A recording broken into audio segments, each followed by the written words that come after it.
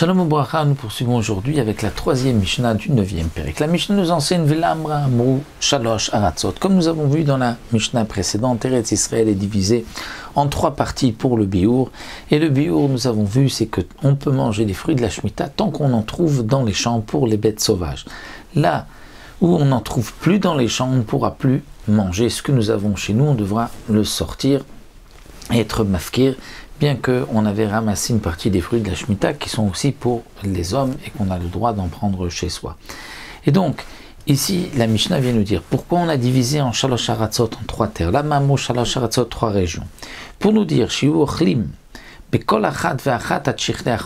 on pourra manger dans chacune de ces trois régions, la Judée, ou Evera Yarden, ou la Galilée,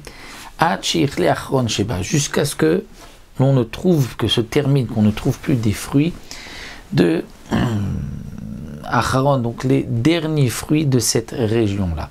Puisque comme nous l'avons expliqué dans la Mishnah précédente, les Chachamim nous ont appris qu'une bête sauvage ne peut pas se nourrir des fruits d'une autre région, elle ne peut pas grandir, elle ne peut pas vivre avec les fruits d'une autre région, et donc elle ne s'éloignait pas pour aller manger dans une autre région. Donc c'était divisé dans ces trois régions. Donc lorsque dans une région on ne trouve plus de fruits, eh bien on devra aussi appliquer le biour. Et Rabbi Shimon rajoute quelque chose de un chidouche qui nous dit Lo amru shalosh aratzot ela biyuda. En vérité, lorsqu'on a parlé de trois parties, c'est seulement dans la Judée.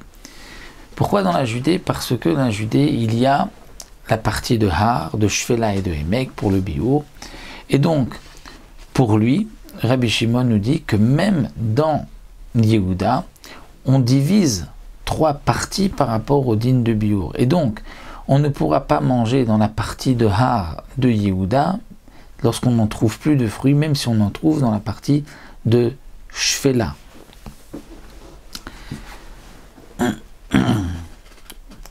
Mais Ushar Kol Aratzot Karameler, c'est-à-dire tout le reste d'Eretz Israël, comme la Galilée et Evera Yarden, ne sont pas divisés en d'autres parties, d'après Rabbi Shimon, et donc on pourra manger tant qu'on trouve, même dans un des deux endroits, ou dans Galilée et Evera Yarden, lorsqu'on trouvera encore des fruits.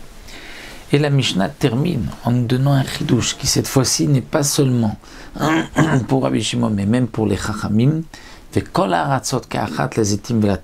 par rapport aux olives et aux dattes, et bien Kol Aratzot, toute la terre d'Eretz Israël est considérée comme une seule terre par rapport au din Tmarim, c'est-à-dire tant qu'on en trouvera même dans une seule région, mais dans un seul endroit, on pourra manger dans tout Eretz Israël. Pourquoi? Parce que exceptionnellement, pour les olives et les tmarim, les bêtes sauvages peuvent se nourrir d'une autre région, même si ce n'est pas leur région, ce qui n'est pas le cas pour les autres fruits, comme nous l'avons vu.